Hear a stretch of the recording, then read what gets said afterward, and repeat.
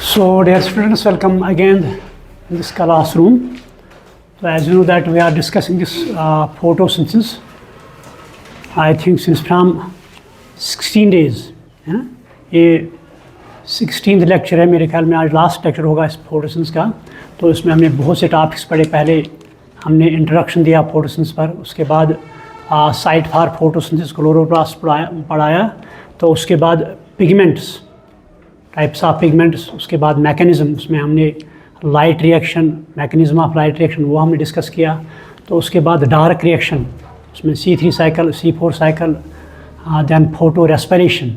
तो ये हमने सारा कंप्लीट किया। अब तो लास्ट लेक्चर है इसका जो आज डिस्कस करेंगे, that is factors affecting the rate of photosynthesis. तो ये आज का मौजू है। तो पहले मैं ये बताऊं, जो फोटोसिंथेसिस प्लांट में होती है तो आउटपुट इसका क्या होता है, मैटर या फूड मटेरियल। यानी जब भी प्लांट में फोटोसिंथेसिस होती है तो हम कहते हैं एक्चुअली ये लाइट एनर्जी है, तो it gets converted into chemical energy. जब फोटोसिंथेसिस की डिफिनीशन मैंने बताई, कन्वर्जन ऑफ लाइट एनर्जी और सोलर एनर्जी और radiant energy into chemical energy. तो केमिकल एनर्जी में क्या आता है, food material C6H12O6, so that is the matter.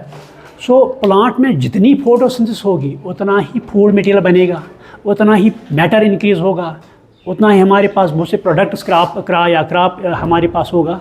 तो अब देखना है ये फोटोसिंथेसिस को हम किस तरह इंक्रीज़ कर सकते हैं, किस तरह हम जो मैटर है, क्रॉप है, ज़्यादा से ज़्यादा प्रोड्यूस करेंगे। तो ये इसके लिए हमें ये देखना है जो फोटोसिंथेसिस होती है, कौन सा फैक्टर इसके लिए हमने इंतखाब करना है जो इस फोटोसिंथेसिस के रेट को इंक्रीज़ करे, या अगर उसको हम कम करेंगे तो फोटोसिंथेसिस की रेट कम हो जाएगी। So they are called as factors affecting the rate of photosynthesis. तो जहाँ तक फैक्टर्स की बात है, there are two types of factors. Number one, internal factors. Number one, internal factors. Number two, external factors. And there are two types of factors which affect the rate of photosynthesis. One is called as internal factors, जो plant के अपने होते हैं, जो plant के अंदर अपने, जैसा हम देखते हैं घर में कोई अपना अंदरूनी मामला होता है, उसमें कोई दखल नहीं दे सकता है। इसी तरह प्लांट के कुछ अपने फैक्टर्स होते हैं, तो ये प्लांट का अपना अंदरूनी मामला होता है, हम इसमें कुछ नहीं कर सकते। So they are called as internal factors. तो second is called as external और एनवायरमेंटल फैक्टर्स, वो बाहर से होते हैं। अगर उनमें इंक्रीज़ हो या डिक्रीज़ हो तो वो फोटोसिंथेसिस रेट पर काफ़ी अच्छा खासा इम्पैक्ट दिखाते हैं। तो इनको एक्सप्लेन करने से पहले मैं ये बताऊँ, ये एक साइंटिस्ट था, क्योंकि मैं रिपीट करूँगा, आज कुछ नए बच्चे भी आए हैं, रिपीट करूँगा कल का लेक्चर थोड़ा। तो एक साइंटिस्ट थी कॉल्ड एज सैचस। तो Sachs was a scientist. He gave a theory of cardinal points. Cardinal points, तो इसमें इसने 3 पॉइंट्स दिए। Those points are called as cardinal points. First is minimum, second is optimum, third is maximum. These are 3 points, or we can say these are 3 levels. अगर हम कोई भी factor ले लेंगे, फॉर एग्जांपल हमने फोटोसिंथेसिस रेट को increase करना है या डिक्रीज़ करना है, हम ले लेंगे यहाँ पर लाइट एज ए फैक्टर। अगर मैं एक प्लांट को मिनिमम लेवल ये लाइट उस पर दे दूंगा प्लांट को, what will be the rate of photosynthesis? कम होगी, ज़्यादा होगी? कम होगी ना। अगर मतलब डिम लाइट में दे दूंगा एक प्लांट को तो फोटोसिंथेसिस रेट क्या होगी, वो बहुत ही कम होगी। That is called as minimum level. So that cardinal point is called as minimum level. At minimum point the rate of any process, ज़रूरी नहीं कि फोटोसिंथेसिस, कोई भी प्रोसेस ले लेंगे हम, चाहे रेस्पिरेशन ले लेंगे, एक्सक्रीशन ले लेंगे, फोटोसिंथेसिस को या ग्रोथ ले लेंगे, कोई भी प्रोसेस। तो अगर हम उसके लिए बहुत से फैक्टर्स हैं, तो अगर उस फैक्टर को मैं मिनिमम लेवल पर उसको दे दूंगा तो rate will be low. Second is called as optimum. तो अब मैं ये रेट या मैं कहूँगा ये लाइट जो है, मैं अब लाइट इंक्रीज करूँगा, धीरे धीरे इंक्रीज करूँगा। व्हाट विल द फोटोसिंथेसिस, वो भी इंक्रीज होगी ना जब मैं ये प्लांट ये शेड में मैं रखूँगा प्लांट को। अगर मैं एक प्लांट को शेड में मैं रखूँगा, साए में रखूँगा, what will happen, will there be any photosynthesis. अगर हम डार्क में रखेंगे एक प्लांट को, ऐसे मैं बताऊँगा, अगर मैं एक प्लांट लाऊंगा उसको मैं लाइट में नहीं बल्कि एक डार्क में रखूँगा, व्हाट विल हैपन, उसमें फोटोसिंथेसिस होगी, उसमें नहीं होगी। अगर मैं 3, 4, 5, 6, 7, 8 दिन या एक मंथ के लिए उसमें डार्क में रखूँ इस प्लांट को, व्हाट विल हैपन, उसमें जो ग्रीन कलर है वो डिफेड होगा। तो that is called as etiolated plant. या आप देखो कभी कभी कोई हो सकता है etiolated plant, that is called as etiolated plant. यानी etiolated plant is that plant if it is kept under dark condition for a longer period of time, so the chlorophyll gets defeated, उसमें chlorophyll ख़त्म होगा तो इसका colour भी change होगा, that is called as etiolated plant. तो जब मैं लाइट पहले कम दे दूं उसको कम फोटोसिंथेसिस होगी। अगर मैं लाइट की रेट जो है इंक्रीज करूंगा तो फोटोसिंथेसिस की rate will be increase up to this optimum. इस मानो मिनिमम पर लो रेट होगी, ऑप्टिमम पर बेस्ट रेट। कोई भी फैक्टर अगर ले लेंगे, पहले अगर मिनिमम दे दूंगा इसका तो low rate will be here, optimum तो बेस्ट रेट विल बी हो देयर। फिर से अगर मैं उसको इंक्रीज करूं अप टू दिस मैक्सिमम या beyond this optimum there is maximum, तो देयर विल बी डिक्लाइन। मान लो अगर यहाँ पर ये प्लांट है, प्लांट को लाइट की ज़रूरत है फोटोसिंथेसिस के लिए, तो low light minimum photosynthesis, optimum light best photosynthesis. अगर अब मैं लाइट की इंटेंसिटी और इंक्रीज करूँ, what will happen to a plant, there will be decline, there will be negative effect. तो मैं डिस्कस करूँगा अभी। पहले मैं बताता हूँ कि ये जो साइचिस था उसने ये कार्डिनल पॉइंट्स क्यों दिए। यानी उसने कहा हर एक फैक्टर के लिए 3 कार्डिनल पॉइंट्स होते हैं, या हर एक फैक्टर 3 लेवल पर अपना असर दिखाता है। वन इज़ मिनिमम, अगर हम मिनिमम लेवल पर इसका दे देंगे तो रेट विल बी लो। अगर हम ये लेवल जो है इंक्रीज़ करेंगे तो at optimum there will be best rate. तो अगर उससे बियॉन्ड हम जाएंगे there will be decline, there will be negative consequences. So these are called as cardinal points. तो ये किसने दिए, तो इसके बाद और एक साइंटिस्ट आया दैट इज कॉल्ड एज, कल मैंने आपको बताया शायद, कॉल्ड एज ब्लैक मैन। और एक साइंटिस्ट आया, he is called as Blackman. तो इस ब्लैक मैन ने एक लॉ दिया that is called as black mains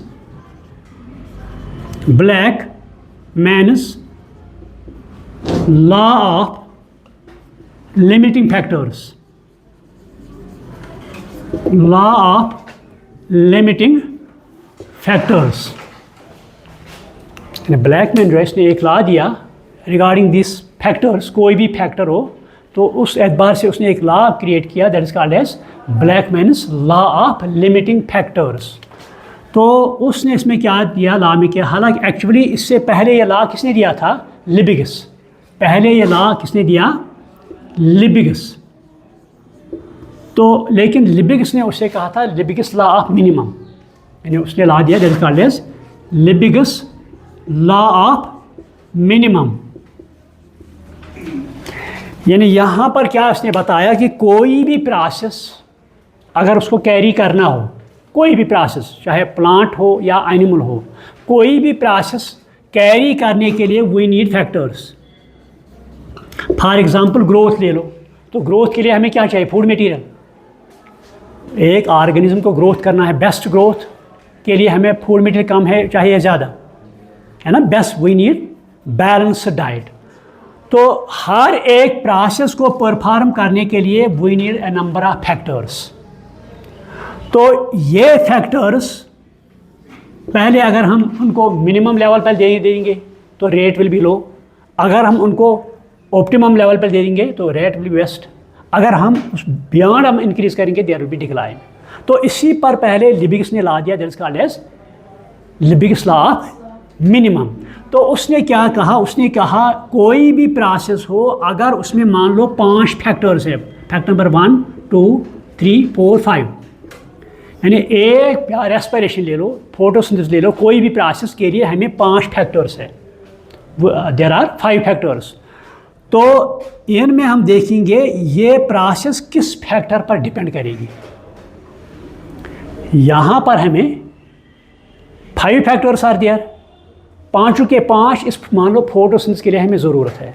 अब देखना है ये इन जो प्रोसेस है इन फैक्टर्स में किस पर वो डिपेंड करेगी। तो उन्होंने कहा उस फैक्टर पर डिपेंड करेगी जो स्लोएस्ट हो या दैट इज़ नियरेस्ट मिनिमम। मिसाल के तौर पर आप, कल भी मैंने ये एग्जांपल दी, मान लो आप 3 फ्रेंड्स हैं या 4 फ्रेंड्स हैं, फ्रेंडशिप आपकी बहुत गहरी है, आपको यहाँ से अपने गाँव से मान लो कुलगाम जाना है, ठीक है। तो आप में एक फ्रेंड है लंगड़ा है, हैंडीकेप्ड है, तो 4 फ्रेंड्स दे आर, तो वह ठीक है। तो इनको कुलगाम पहुँचना है या इस डेस्टिनेशन तक पहुँचना है, पहुँचना इनको साथ है, ये अकेले या अलग अलग नहीं जा सकते हैं। मुझे बताओ इनका कुलगाम पहुँचने के लिए 5 फ्रेंड्स है, मगर डिपेंड किस पर करेंगे, ये लंगड़े पर करें ना डिपेंड, क्योंकि वो बहुत ही धीरे चलता है, उनका तेज़ चलना वो काम नहीं आ सकता है, लेकिन प्रोसेस का डिपेंडेंस इस लंगड़े पर होगा। Same is the case with here, अगर हमारे पास 4 फैक्टर 5 फैक्टर कितने फैक्टर्स हैं, तो प्रोसेस के लिए डिपेंडेंस उसी फैक्टर पर हो जो स्लोएस्ट हो, जो नियरेस्ट मिनिमम हो। तो इसको हम कहते हैं law of Liebig's, law of minimum. And minimum means यानी if any process is carried out or affected by a number of factors. If a process is affected by a number of factors, the rate of the process depends upon the factor that is nearest to minimum. This is called as Lebesgue law of minimum. तो उसके बाद ये law जो है इसको modify किया किसने, यानी उसके बाद लेबिगिस के बाद ब्लैकमैन आया, तो उसने इसी लॉ को मॉडिफाई किया और उसका नाम दिया ब्लैकमैन्स लॉ ऑफ लिमिटिंग फैक्टर्स। तो उसने यहाँ पर यही कहा कि अगर मान लो कोई भी प्रोसेस के लिए हमें, या पहले ये मैं बताऊँ आपको फोटोसिंथेसिस कितने स्टेप्स में होती है। One is called as light phase, है ना, second is called as dark face.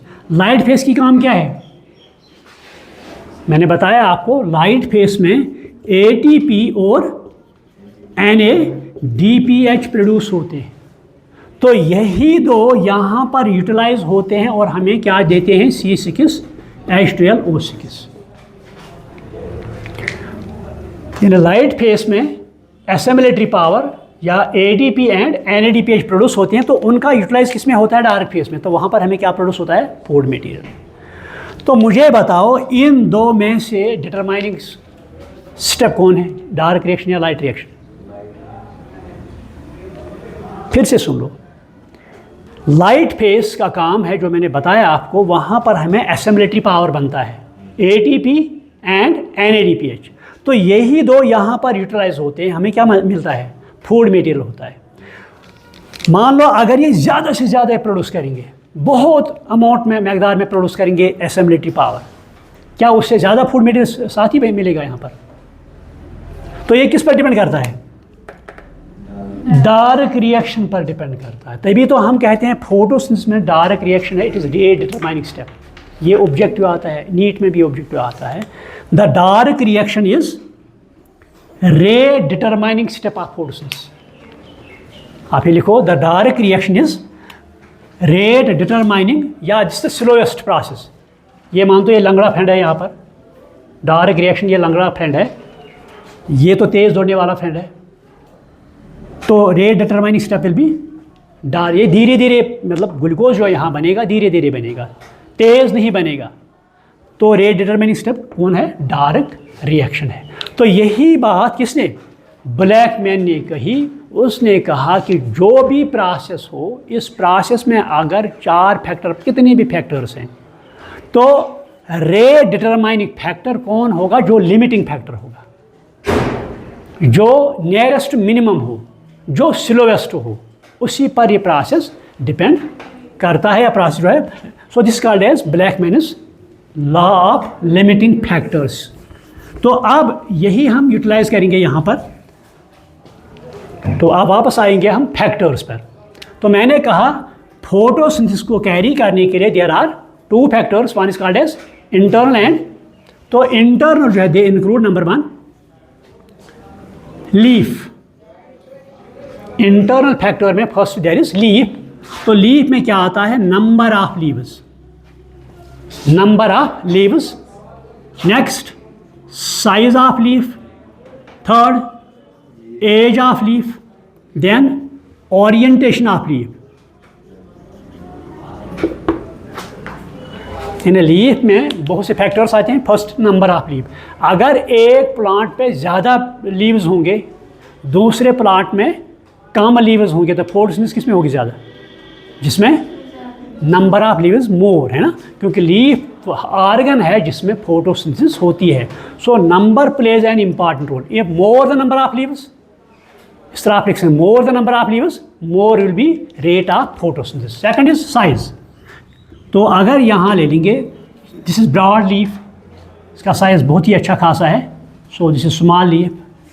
तो जितना बड़ा लीफ होगा, अगर आपको एनाटमी याद होगी तो एनाटमी में मैंने कहा इसमें यहाँ पर मीज़ोफिल टिश्यू होता है और यहाँ पर वेस्कुलर बंडल होता है। तो मीज़ोफिल टिश्यू जो है इसमें सेल्स होते हैं, तो इन सेल्स में क्लोरोप्लास्ट होता है, तो इन्हीं में फोटोसिंथेसिस होती है। सो जितना लीफ का साइज़ बड़ा होगा उतना उसमें मीज़ोफिल टिश्यू ज़्यादा होगा, तो उतनी फोटोसिंथेसिस ज़्यादा होगी। तो अगर छोटा लीफ हम ले लेंगे तो इसमें फोटोसिंथेटिक रेट कम। So larger the size of leaf more will be photosynthesis, smaller the leaf less will be photosynthesis. Then age. तो एज के एतबार से अगर हम यंग लीफ ले लेंगे तो यंग लीफ में फोटोसिंथेसिस क्या होगी? ज़्यादा होगी as compare to older leaf, as compare to older leaf. तो उसके बाद ओरिएंटेशन। ओरिएंटेशन अगर आपने देखा होगा प्लांट, तो इसमें जो स्टेम पर लीफ होता है, इसकी डायरेक्शन जो है, इसकी ओरिएंटेशन जो है, ये हमेशा किसकी तरफ होती है? सनलाइट की तरफ होती है। क्यों? क्योंकि सनलाइट ही इसके लिए एनर्जी है जिससे फोटोसिंथेसिस होगी। तो ओरिएंटेशन जो है, मैंने कल भी दिखाया आपको, अगर ये लीफ सनलाइट की तरफ अपने आप को एक्सपोज नहीं करेगा तो then there will be no photosynthesis. तो जितनी ओरिएंटेशन इसकी किसके सनलाइट या सोलर एनर्जी के मुताबिक होगी, तो accordingly there be more and more photosynthesis. So these are the various parameters of leaf which plays an important role in affecting the rate of photosynthesis. Next is जो internal factor है, that is chloroplast. Chloroplast. तो अगर आपको याद होगा मैंने बताया है क्लोरोप्लास्ट है, this is site for photosynthesis. Site for कभी कभी ऑब्जेक्टिव आ सकता है आपके एग्जाम में, this is site for photosynthesis. तो इसका स्ट्रक्चर हमने डिटेल में पढ़ा। अगर आपको याद होगा मैंने वहाँ बताया, इसमें दो पार्ट्स होते हैं, स्ट्रोमा होता है, इसमें ग्राना होता है। तो ग्राना में लाइट रिएक्शन होती है, स्ट्रोमा में डार्क रिएक्शन होती है। तो जितना क्लोरोप्लास्ट का नंबर प्लांट में ज़्यादा हो, उतनी ही उसमें सोलर एनर्जी ट्रैप होगी, उतनी ही उसमें फोटोसिंथेसिस भी अच्छी होगी। So chloroplast it is another factor which affects this rate of photosynthesis. More the number of chloroplast more will be rate of. अगर आपको याद होगा मैंने आपको बताया, जब हमने क्लोरोप्लास्ट का स्ट्रक्चर पढ़ा उस दिन मैंने बताया आपको, क्लामाइडोमोनास इसमें सिंगल क्लोरोप्लास्ट होता है, स्पाइरोगायरा इसमें 16 क्लोरोप्लास्ट होते हैं। इसी तरह नंबर किसी सेल में 40 भी हो सकता है, तो इनमें ज़्यादा फोटोसिंथेसिस।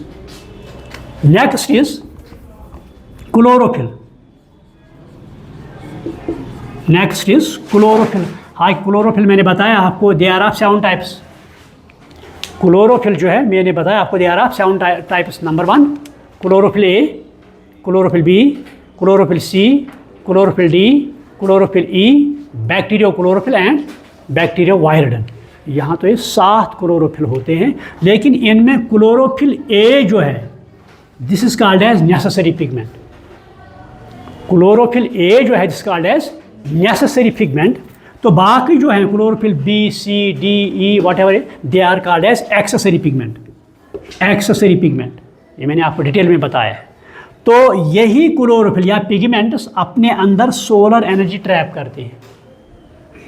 मैं फिर से आपको रिकॉल करता हूँ, जब मैं उस दिन मैंने पिगमेंट्स पढ़ाए तो उस दिन मैंने बताया ये क्लोरोफिल ए सेंटर में होता है, that is called as reaction centre. याद है आपको, that is called as reaction centre. तो बाकी जो पिगमेंट्स वो इसके इर्द गिर्द होते हैं, जैसे इस तरह होते हैं इसके इर्द गिर्द। तो जब इस पर लाइट पड़ती है तो सारे के सारे पिगमेंट्स इस लाइट को ट्रैप करते हैं। क्लोरोफिल भी ट्रैप करता है, लेकिन डिफरेंस क्या है, क्लोरोफिल ट्रैप भी करता है और उसको कन्वर्ट भी करता है केमिकल एनर्जी में।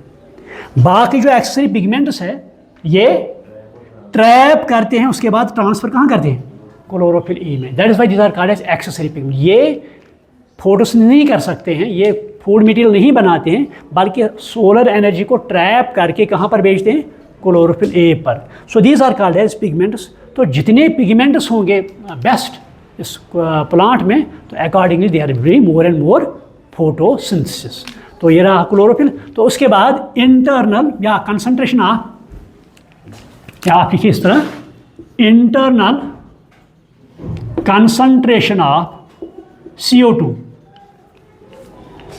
इंटरनल कंसंट्रेशन, क्योंकि मैं ये सारा आपकी NCERT में है मौजूद है, इसलिए मैं सारा का सारा उसमें फोकस करता हूँ, क्या आपको कल नीट देना है, इसी पर आप वहाँ पर क्वेश्चन भी आ सकते हैं। So internal concentration of carbon dioxide, मैंने बताया जब ये प्लांट, ये मान लो लीफ है, इस लीफ में स्टोमेटा होता है, तो स्टोमेटा थ्रू ये कार्बन डाइऑक्साइड दाखिल होता है लीफ में, तो फिर ये वहाँ पर यूटिलाइज होता है फोटोसिंथेसिस में, तो उसमें कुछ मौजूद भी रहता है, that is called as internal concentration. जितनी कार्बन डाइऑक्साइड की कंसंट्रेशन इस लीफ के अंदर हो तो उतनी ही फोटोसिंथेसिस होगी ना। अगर लीफ के अंदर कम कार्बन डाइऑक्साइड है, क्योंकि हम लिखते हैं का photosynthesis CO2 plus H2O gives C6H12O6। जो कार्बन डाइऑक्साइड है ये एटमॉस्फेयर से थ्रू दिस स्टोमेटा अंदर दाखिल होता है लीफ में, उसके बाद ये यूटिलाइज होता है।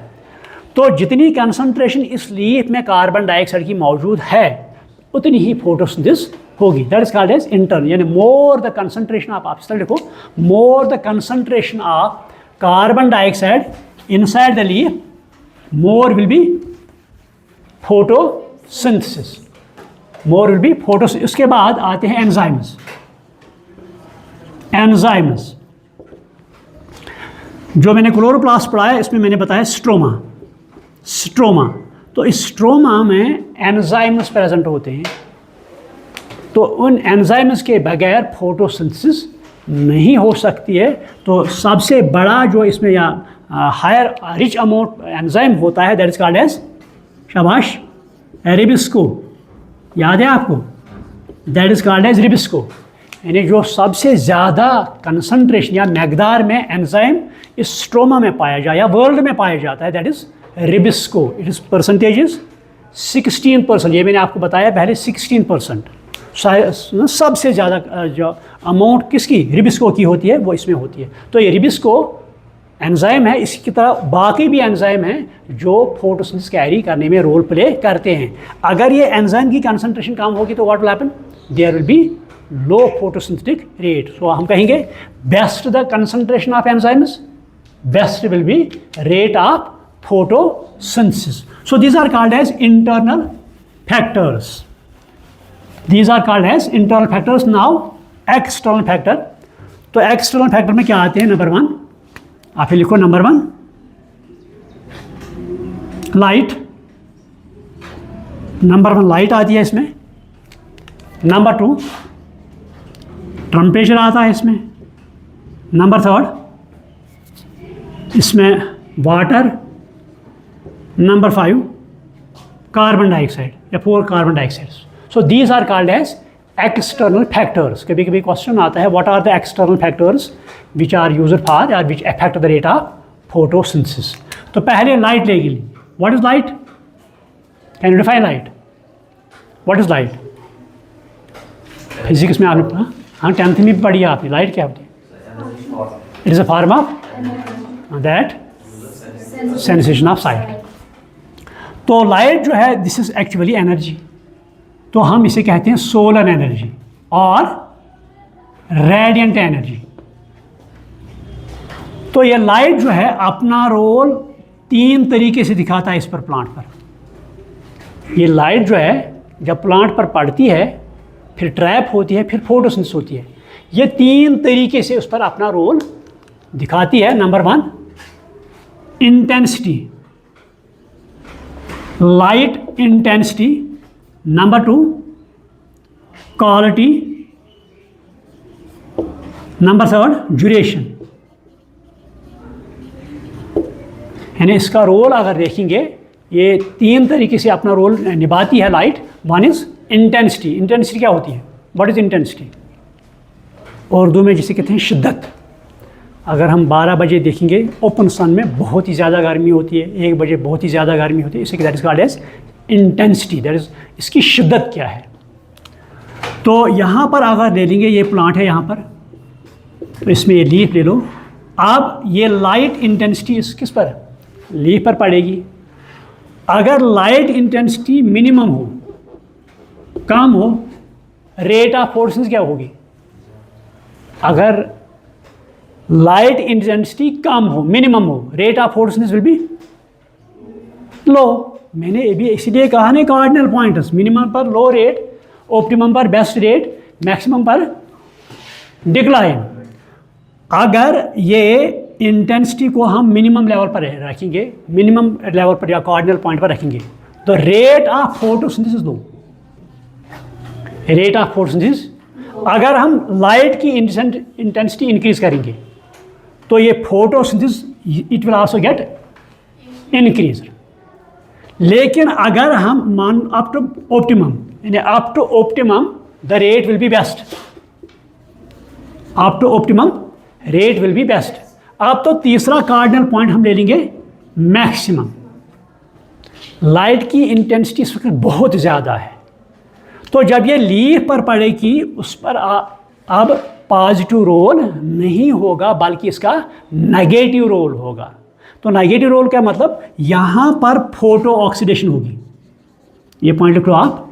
Eight maximum intensity of light, ये ऑब्जेक्टिव भी आता है, at maximum intensity of light there will be photo oxidation of chlorophyll A. At maximum intensity of light there will be photo oxidation of chlorophyll A. Number 1, the enzymes will get breakdown. Enzymes will get breakdown. तो chlorophyll A जब इसकी photo oxidation होगी, enzymes जब break down होंगे enzymes, तो rate of photosynthesis मान लो इस तरह, पहले तो मिनिमम थी, ग्राफ अगर हम बनाएंगे मिनिमम, तो rate of photosynthesis also minimum. अब हम इंक्रीज करेंगे अप टू ऑप्टिमम। यहाँ पर मान लो ऑप्टिमम, यहाँ पर मान लो मिनिमम है, तो यहाँ पर बेस्ट रेट होगी। अब फिर से हम इंक्रीज करेंगे, this will get decline photo, क्योंकि यहाँ पर क्लोरोफिल भी डैमेज होगा, यहाँ पर एंजाइम्स भी डैमेज होंगे, तो इस वक्त फोटोसिंथेसिस नहीं होंगे। This is called as photo oxidation, this also called as solarisation. ये पॉइंट आप लिखो, एनसीईआरटी पे नहीं दिया गया, बल्कि आप लिख लो solarization. This is called as solarization of light.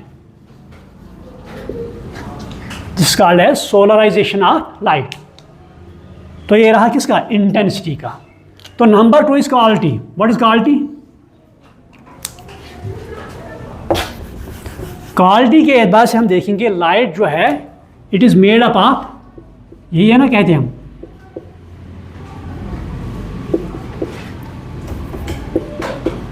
विबग्यार। जो लाइट हम देखते हैं इससे हम कहते हैं VIBGYOR. V for violet, I for B for blue, green, yellow, orange and red. तो इनमें मैंने आपको बताया है 2 वेवलेंथ्स है जिनमें फोटोसिंथेसिस बेस्ट होती है, एक तो दूसरी रेड। ये तो एक्सपेरिमेंट जब हमने फोटोसिंथेसिस की हिस्ट्री पढ़ी तो उस वक्त मैंने एक्सपेरिमेंट भी बताया तो वहाँ पर देखा गया जो ब्लू और रेड लाइट है इन पर फोटोसिंथेसिस अच्छी होती है, मैक्सिमम होती है। तो जिसका अगर हम प्लांट को वायलेट वेव लेंथ दे देंगे, मतलब यहाँ से स्टार्ट करेंगे, प्लांट को वायलेट वेव लेंथ देंगे, व्हाट विल बी फोटोसिंथेसिस, है ना। उस वक्त इसके बाद इंडिगो, उसके बाद ब्लू, ग्रीन, सारे का सारा, मतलब ग्रीन पर क्या होगा, ग्रीन तो इसमें इस्तेमाल होती ही नहीं है, बहुत ही लो होती है फोटोसिंथेसिस। लेकिन बाद में देखा गया जो ब्लू और रेड वेव लेंथ है इन पर रेट ऑफ फोटोसिंथेसिस जो है दैट इज बेस्ट। आप ये लिखो, as far as quality is concern the blue as well as red wavelength shows best rate of photosynthesis.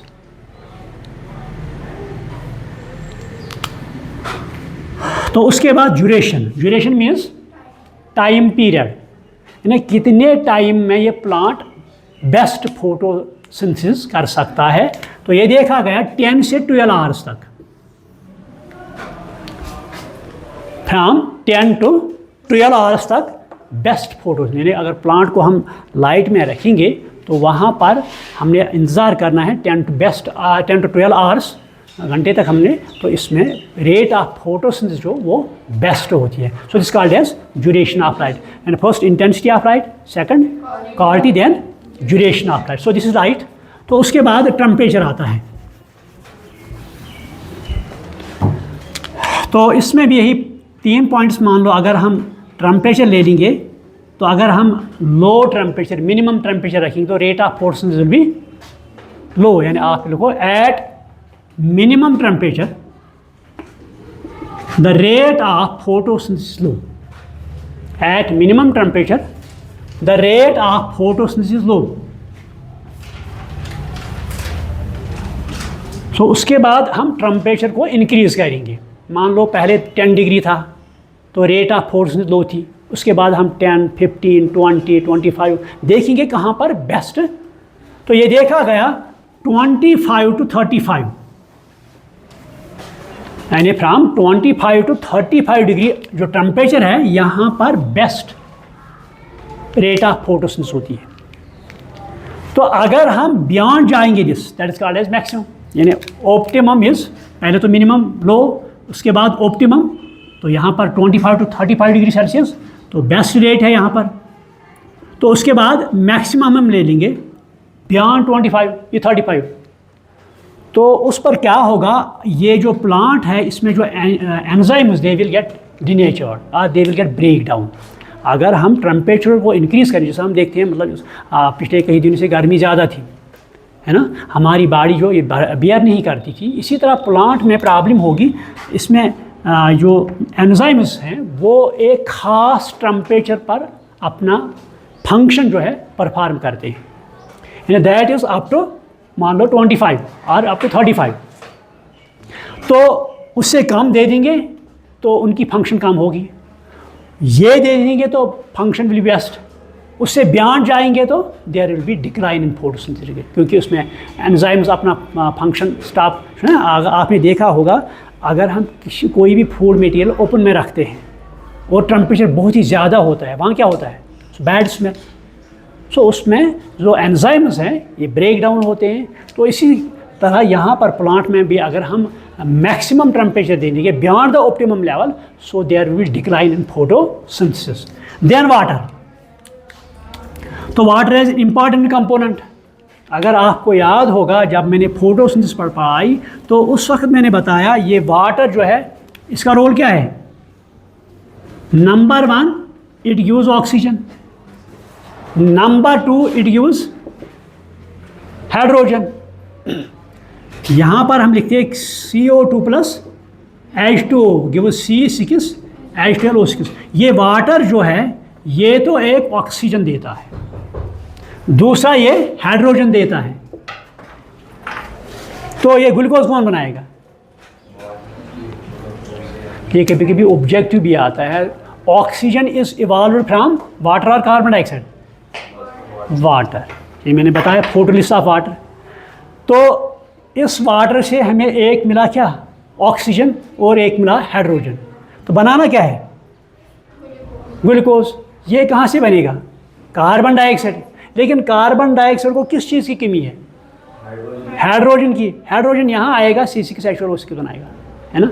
वो जो वाटर है it provides hydrogen to this carbon dioxide and forms glucose. ये हमने discuss किया अच्छी तरह, इसमें हमने ज़्यादा मुझे जाना नहीं है।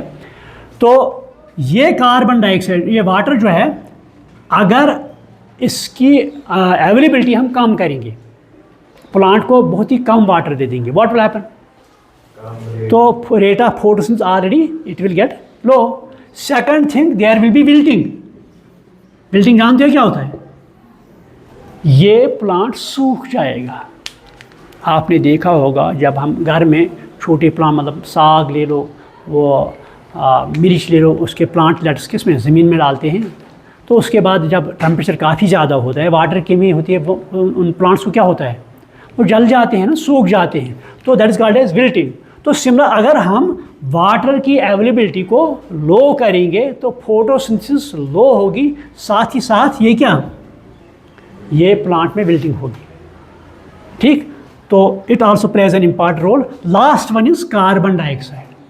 तो जो कार्बन डाइऑक्साइड इस ये अहम कंपोनेंट है, तो ये एटमॉस्फेयर में होता है ना।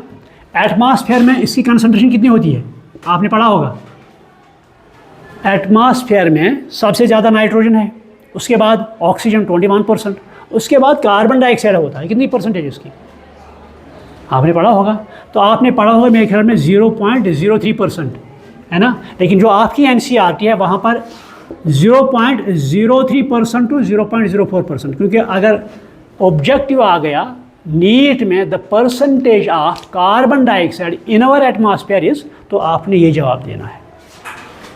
हालांकि सब किताबों में हमने पढ़ा है क्या, 0.03%, मगर जो आपकी NCERT है वहाँ पर दिया गया है फ्रॉम 0.03 टू 0. तो ये अगर हम एक प्लांट को 0 पॉइंट मतलब इससे कंसंट्रेशन कम करेंगे तो रेट ऑफ फोटोसिंथेसिस क्या होगी, कम।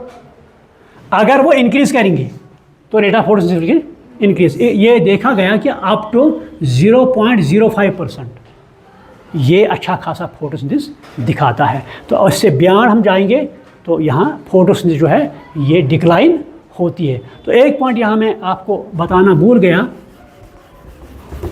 ये जो टेम्परेचर के एतबार से आप फिर से लिखो, जो टेम्परेचर है अगर ये ज़्यादा होगा, ये जाहिर सी बात है फोटोसिंथेसिस कम होगी, लेकिन साथ ही वहाँ पर जो प्लांट्स हैं जिनको हम C3 प्लांट्स कहते हैं, ये हमने पढ़ा है C3 प्लांट्स। तो C3 प्लांट्स के लिए अगर टेम्परेचर बहुत ज़्यादा होगा, नंबर 1, और ऑक्सीजन की कंसंट्रेशन ज़्यादा होगी, 2 factor, high temperature, high oxygen concentration, तो ये C3 प्लांट्स है, इनमें फोटो रेस्पिरेशन होती है, जो हमने पढ़ा है कल का टॉपिक। यानी अगर हम एक प्लांट को high temperature and high concentration क्या होगी, ऑक्सीजन की, तो उस वक्त यहाँ से प्लांट से क्या, कार्बन डाइऑक्साइड बाहर निकलता है। हालांकि कार्बन डाइऑक्साइड अंदर दाखिल होता है, फिर फोटोसिंथेसिस होती है। लेकिन जब टेम्परेचर हम इंक्रीज करेंगे, ये हमने डिस्कस किया as photorespiration, this is called as photorespiration. परसों शायद मैंने इस पर लेक्चर दिया, अगर आपको याद होगा, फोटो रेस्पिरेशन फुल लेक्चर है ना। तो उन प्लांट्स में क्या होगी, photo respiration. So high temperature as well as high oxygen concentration results evolution or release of carbon dioxide in C3 plants. So the process is called as photorespiration. तो उनमें जो photosynthesis है वो decline होगी. So these are the factors which affect the rate of photosynthesis. तो मुझे ये बताओ, do you got it or not? समझ में आ गया कि नहीं आ गया? कोई क्वेश्चन मत है आपके पास, कोई कन्फ्यूजन या कुछ कहना है इस बारे में? सो टाइम भी हो गया क्लास का, so I should stop over here. तो अगर इसमें कोई कन्फ्यूजन हो तो आज ये लास्ट लेक्चर था फोटोसिंथेसिस का, तो हमने फोटोसिंथेसिस कंप्लीट की, तो कल से हम ग्रोथ एंड डेवलपमेंट जो फिजियोलॉजी का लास्ट यूनिट है वो कल से ले लेंगे। तो ये फोटोसिंथेसिस आज हमने कंप्लीट किया। So I should stop over here. Thank you.